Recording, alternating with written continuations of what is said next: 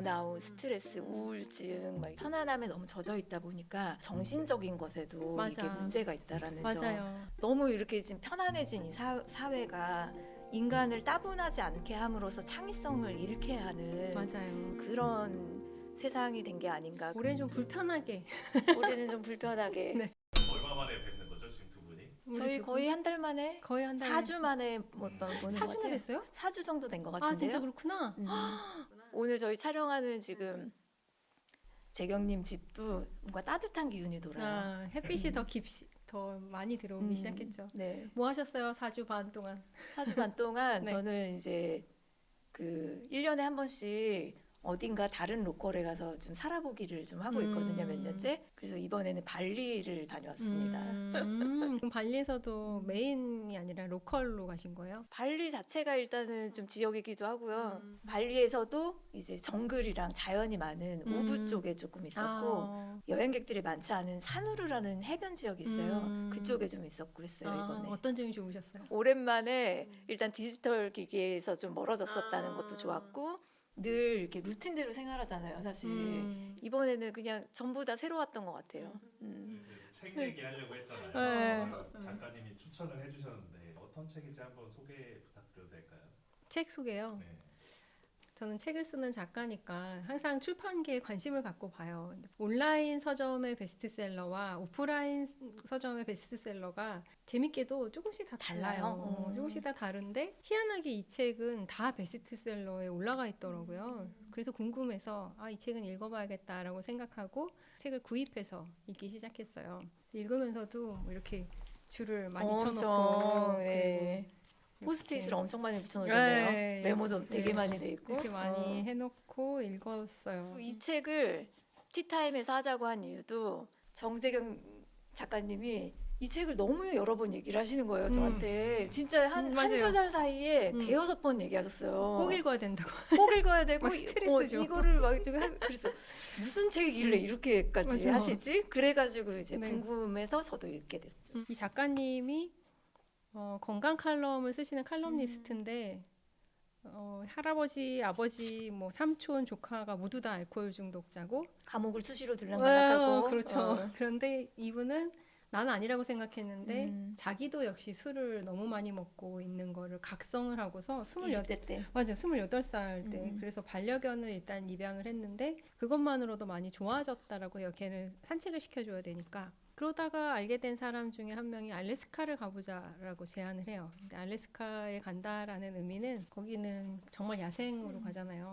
그래서 그 야생에서 보내기 위한 훈련을 해요. 정말 먹고 살기 위한 생존을 위한 훈련. 예를 들면 사냥을 해서 먹어야 되니까 총 쏘는 훈련도 하고 그리고 무거운 것을 지고 일상을 하는 그런 일상생활을 하는 이런 훈련도 하고 30kg짜리 배낭을 맞아요. 메고 청소를 한다든지 다림질하고. 몸을 단련하는 그렇게 하면서 알래스카에 진짜 가죠. 근데 그 비행기도 막 흔들리잖아요. 알래스카에 어렵게 가서 33일 동안 지내죠. 그 과정들을 기록하고 있는데 우리가 편리해서 잃어버린 게 뭔가 편안한 게 왜 안 되나 그러니까 편안함이 우리를 어떻게 습격을 하고 있나 이런 이야기들을 칼럼니스트 특유의 재미있는 이야기와 함께 해설을 하고 있어서 그래서 같이 읽어보자고 하고 싶었어요. 여기서 이제 하는 얘기가 불편한 것이 인간한테 도움이 된다. 그런 얘기들 하잖아요. 인간은 본래적으로 이제 편안한 걸 추구하는 그게 걸로 효율적이니까요. 네. 태어났고 그런 메커니즘 속에 살고 있는데 인류라는 것이 맞아. 불편함도 호모 사피엔스 그때부터 해가지고 너무 오래된 우리의 본능이라는 건 거지. 맞아요. 그거를 이겨내면서 사는 것이 저는 이 대목이 가장 인상적이었었는데요. 편안함에 너무 젖어 있다 보니까 육체적인 것뿐 아니라 정신적인 것에도 맞아. 이게 문제가 있다라는 점. 맞아요. 번아웃, 스트레스, 우울증 음. 막 이런 것들도 같이 온다는 건 거죠. 그게 맞아요. 우리가 가지고 있는 머리, 팔, 다리, 가슴, 배 이런 것들은 계속 움직여야 강화되는 물리적인 거라는 거를 기억해야 되는데 편안함에 젖다 보면 그 기능 자체를 계속 잃어버리게 되는 거예요. 그래서 저는 편안함에 대해서 다시 한번 생각을 해봐야 된다라고 던지는 이 책이 우리가 모두 함께 읽어봐야 되는 이야기라고 생각했어요. 여기 보면은 이제 챕터가 총 5개로 이루어져 있어요. 1부는 아주 힘들어야 한다. 그러나 죽지 않아야 한다. 그러면서 이제 본인이 네. 어떻게 이 33일에 술록 사냥을 떠나게 되었는지 그리고 북극에서 첫날에서 이게 딱 끝나잖아요. 네. 챕터 1이. 2부에서는 이제 그런 사냥의 본격적인 그 33일간의 기록 탐험기가 나오면서 맞아요. 그때 자기가 느꼈던 가장 컸던 불편함을 따분함, 배고픔, 죽음을 생각하고 짐을 날라라 이런 것들을 이제 표현을 하고 있어요. 저는 어쨌든 일부의 그 스토리 전개하는 게 되게 경쾌하고 약간 어떻게 보면 시트콤 같기도 하고 맞아요. 재밌었고 네. 2부로 넘어가서부터는 갑자기 다큐 톤으로 약간 바뀌면서 맞아. 맞아요. 진지하게 이렇게 또 얘기하고 저명한 학자들부터 이렇게 본인이 원래 컬럼니스트다 보니까 취재력이 굉장히 좋더라고요. 그래서 근거 문헌들을 가지고 얘기하는 뭐 이런 것들 되게 재밌었고 3부도 배고픔을 느껴라 하잖아요. 네.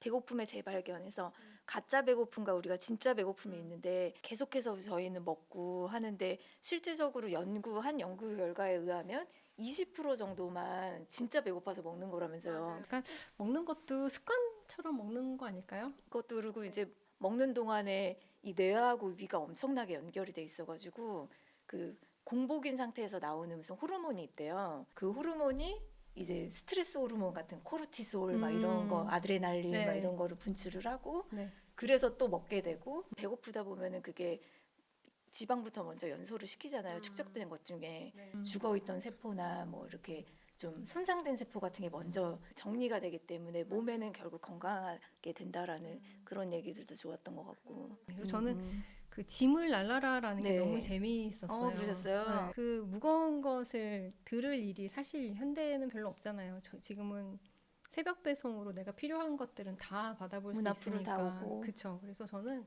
달리기를 하거든요. 달리기를 하면서 항상 그 도서관에 책을 반납하거나 빌려올 때 책을 들고 가요. 그리고 올 때는 장을 봐서 들고 올 때가 있어요. 근데 장을 보다 보면 들고 갈 거 생각 안 하고 필요한 것만 담게 되니까 뭐 들다 보면 너무 많은 걸 살 때가 있거든요. 그러니까 한 번 들면 한 10kg쯤 되려나? 두 개 들으면 한 20kg 되려나? 엄청 무거운 건데? 엄청 무겁죠. 근데 그거를 들고 오는 거예요. 들고 음. 오면서 사람들 아무도 안 보면은 이렇게 팔도 이런 식으로 운동도 막 해봤다가 네. 네 그렇게 하면서 들고 오는데 저는 그 생각이 나서 너무 재미있었고 그 내가 가지고 있는 여러 가지 능력 중에 하나가 또 무거운 거 들고 옮기고 하는 것도 우리가 가지고 있는 인간이 능력인데 가지고 있는 영장류가 할 수 있는 네. 것 중에 하나잖아요. 여기서 보면은 술록 사냥을 간 거잖아요. 33일 동안 드디어 이제 술록을 발견하고 그 술록이 180kg 정도 된다고 나오잖아요. 그리고 남자 3명이 이제 떠났는데 한 명당 그러면은 40에서 50kg를 맞아요. 이제 들고서는 자기네 사이트로 가는 맞아요. 피를 저도 뚝뚝 흘리면서 저거 너무 인상적으로 봤어요. 아기 술록과 젊은 술록을 죽이는 게 아니라 그 나이 든 무리에서 술록을. 가장 나이 든 술록을 잡고 잡으면서도 고통 없이 보내기 위해서 사냥을 연습해서 한 번에 심장을 뚫고 네. 지나가게 하는 이런 장면들이 자연에 대해서 이해할 때 그 나를 투영해서 또 더 많이 이해할 수 있게 돼요. 그리고 그날 저녁에 세상에서 가장 맛있는 스테이크를 먹었다는. 근데 이제 자연을 통해서 나를 이해하고 세상을 이해한다라는 게 저는 여기에 이제 따분함에 대한 얘기도 나오잖아요. 우리는 늘 뭔가에 둘러싸여 있잖아요. 지루하거나 따분할 틈이 없는 거예요. 약간 따분하면 쇼츠 보면 되고. 그렇죠. 역사적으로는 2007년에 이제 따분함은 인간한테 종말을 했다. 스마트폰이 나오면서 그런 얘기도 나오듯이 인간이 창의력이 생겨나고 새로운 어떤 행복감이 들고 뭐 이러기에 따분함이 필수 조건이라고 이제 얘기를 하고 있는데 그것의 이유가 정신적인 유랑을 할 시간이 필요한데 그게 없다는 거잖아요. 정신적인 유랑이 쓸모없는 시간으로 여겨져 왔죠. 일단 달리면 심박이 빨라지잖아요. 심박이 빨라진다는 얘기는 우리 몸 안에 펌프가 강하게 움직인다라는 얘기고 펌프가 강하게 움직인다는 얘기는 내 몸 안에 들어온 산소와 영양소를 몸 구석구석 더 많이 보낸다라는 얘기가 되잖아요.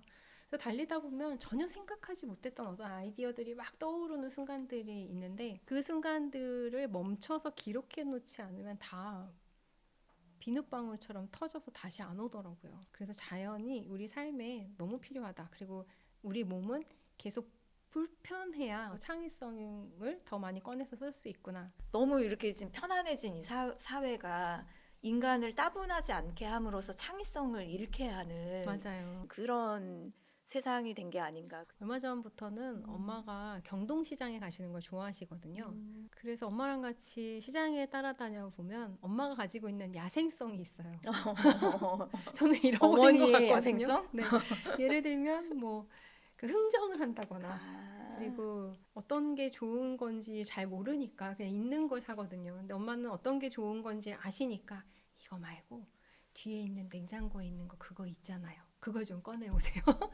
라고 말씀하시면은 가서 뭔가 꺼내 오시는데 그걸 엄마가 너무 좋아하세요. 바로 이거라고 하시면서 삶의 질이신데요. 저는 잘 모르고 따라다니니까 엄마 세대를 보면서 저는 내가 갖고 있지 않은 어떤 그 생활력, 야생성이 있구나라는 생각을 하게 됐고 나는 그걸 잃어버렸구나라는 생각을 하게 됐어요. 근데 저희만 해도 뭐 이렇게 자녀가 또 있으시잖아요. 네. 저희보다 어린 세대 보면 또 그게 없어 보이잖아요. 그런 야생성이나 어떤 생활력이나 그렇게 인간의 느껴지죠. 근성 같은 네. 것들이 그 대물림 되는 것 같아요. 또. 그 식물과 같이 살면서 또 달리기를 하면서 자연 속에서 보낸 시간들이 굉장히 많았는데 저는 제가 자연에서 그렇게 멀어졌는지 몰랐어요. 저 자연 속을 달릴 때 내가 모르는 벌레나 동물들이 나타나서 내가 놀랄 것 같은 두려움이랄까?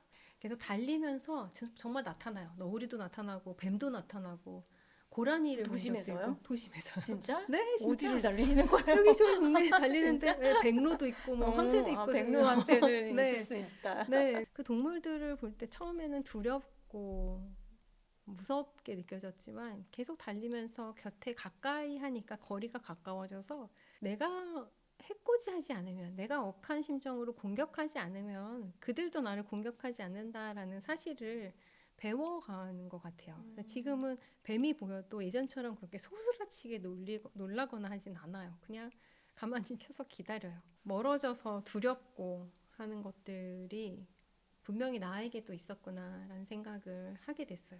현대인이 겪는 스트레스가 예전에 인류가 겪었던 그런 생존을 위협하는 스트레스는 아니잖아요. 그런 그렇죠. 종류의. 어떤 스트레스가 더 강할 것인가를 생각해 볼 수 있는 거죠. 좀 가벼운 스트레스들인 어떻게 거잖아요. 보면 그렇죠. 차가 조금 1, 2분 지연됐다고 막 저기 도로에서도 30초도 못 기다리고 막 빡빡거리고 막 너무 그런 것들로 또 야기되는 어떤 정신적인 질병들? 요즘에 또 우울증 환자들도 너무 많고 그러니까 견디는 거잖아요. 어떻게 스트레스가 없는 삶은 저는 죽어야 끝난다고 생각해요. 그냥 스트레스는 되게 그냥 있는 디폴트죠. 거예요. 네, 나도 내 마음에 안 드는데 다른 사람이 내 마음에 드는 거는 더 어려운 일이고 스트레스는 항상 있는 건데 그러면은 스트레스를 관리하는 거는 내가 할 수 있잖아요. 그래서 좀 불편한 삶, 자연과 함께하는 삶, 그래서 감각을 일깨우는 약간 그런 네. 경험들이 중요하다라고 말을 하고 맞아요. 있는 것 같아요. 편안하면은 감각이 잘 깨어나지 않는 것 같아요. 편안하다라는 얘기는 몸을 안 쓴다는 얘기거든요. 몸을 안 쓴다라는 것은 오감을 사용하지 않는다라는 얘기랑 같아져요. 창의적으로 되려고 하는 방향과는 달라지죠. 계속 몸을 써야만 우리는 창의적으로 건강하게 살 수 있는 사람이에요. 올해는 좀 불편하게 올해는 좀 불편하게. 네. 여기서도 네. 아까 그 스트레스 얘기한 거하고 조금 연결을 더 해보자면은 우리가 이제 이전하고는 비교할 수 없을 만큼 약한 스트레스를 받지만 그거에 너무 취약하잖아요, 사람들이. 취약하죠. 그러다 보니까 많이 먹고 배고픔을 느껴라 챕터에 보면은 천재적인 아, 20대 네. 남성 네. 다이어트 천재 네. 그 사람이 하는 얘기가 그렇게 스트레스를 받았을 때 몸에 조금 더 마이너스 칼로리가 되는 습관을 가져보라는 얘기를 하잖아요. 뭐를 먹는 거는 되게 플러스 칼로리인데 산책을 한다거나 그리고 어떻게 먹는 것인가, 무엇을 먹을 것인가 이런 얘기들까지 연결해가지고 하면서 그런 얘기들도 되게 좋은 팁이었던 것 같아요. 나는 별로 먹지 않는다라고 생각하는 사람들 하루 동안 먹는 거를 그거에 두세 배를 막 먹고 있는.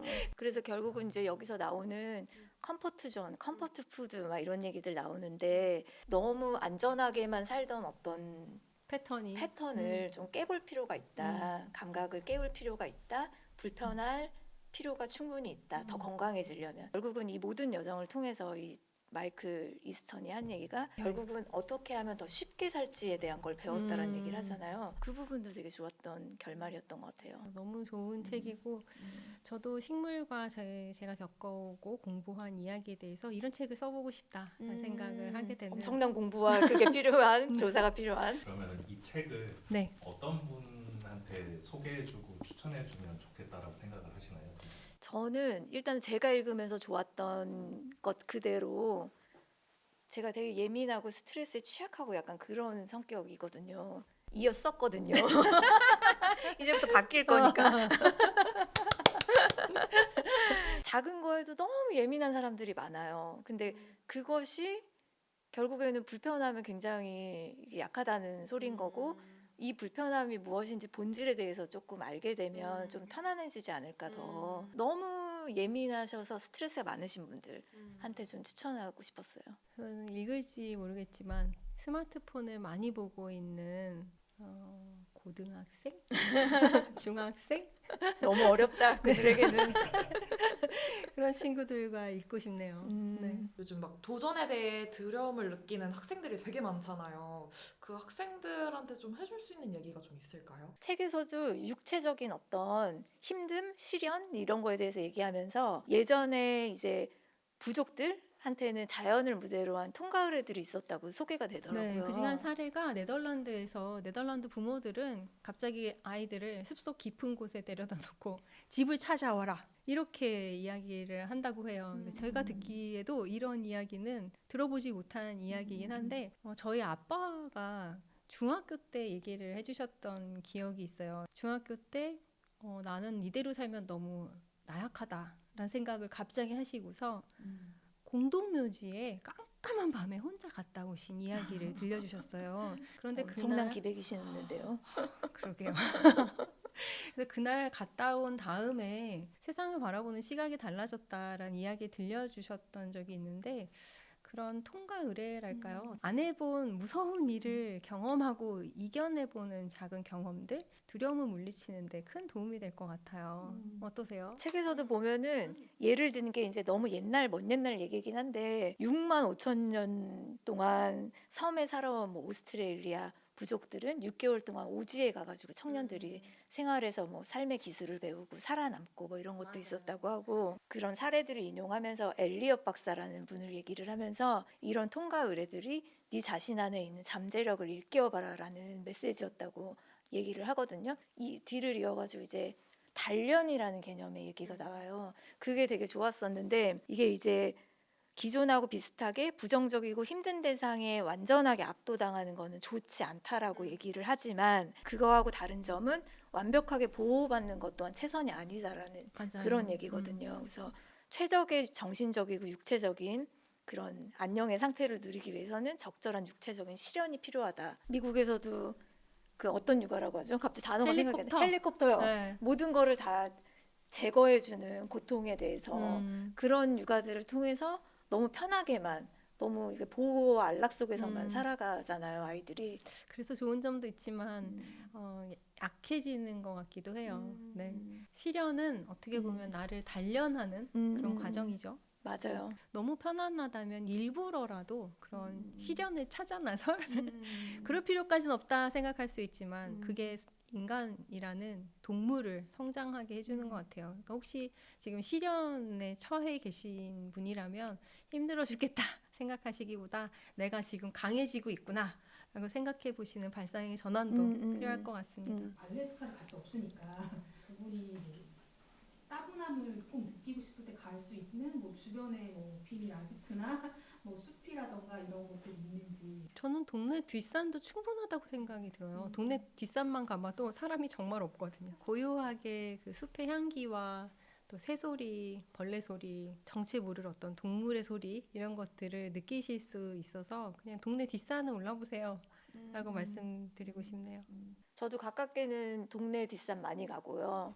모담산이라는 산이 있는데 너무 좋아요. 거긴 높지도 어디예요? 않고 저희 집 앞에. 아, 그리고, 모담산. 예, 이름도 김- 너무 예뻐요. 이름도 너무 예쁘죠. 그리고 김포 야생조류 생태공원이라고 또 있어요. 거기도 제일 멋지다. 예, 네. 거기는 실제로 막 이렇게 날아다니고 그런 잘 조성된 생태공원인데 조류들이 많은 거기도 제가 자주 가는 산책 루트고 거기가 아니고 조금 멀리 가실 수 있으면 그 지역에 그 정원 같은 곳들 잘 해놓은 데 많거든요. 예를 들면 강진에도 백운동 정원이라고 호남의 3대 정원 중에 하나예요. 그 옛날 가옥이랑 그 야생 꽃이랑 막 나무랑 이런 거 너무 많이 있고 로컬 그래서 브랜딩 전문가다운 장소가 막 나온다. 그런 비밀 정원들 같은데 좀 걸어보시면은 자연과 하나 되면서 또 혼자 있는 것에 대한 어떤 행복감 뭐 이런 것도 느끼실 수 있을 것 같아요. 그러니까 여러분 계속 살던 대로만 살면 우리가 별로 닮고 싶지 않았던 어르신의 모습에 가까워집니다. 그러니까 안 해본 것들을 계속 해보고 편안한 그 컴포트 존에서 나와서 새로운 시도들을 계속 해보는 그런 봄이 되셨으면 좋겠네요. 저만 해도 추위를 많이 타가지고 맨날 겨울에 추워 추워서 우울해 막 더운 나라를 떠나야 돼 막 맨날 이랬는데 그런 것들 좀 바꿔보기로 했습니다. 그럴 때 오히려 밖에 나가서 달리거나 차가운 물 즐겨보는 그런 네, 마음으로 네, 쉽진 않죠. 네. 생각이라는 게 계속 무의식에 있는 거라서. 불편함을 좀 행복하게 끌어안아 보는 연습들을 해보셨으면 좋겠어요. 편안함은 우리를 습격합니다. 불편함은 우리를 도울지도 모르겠어요.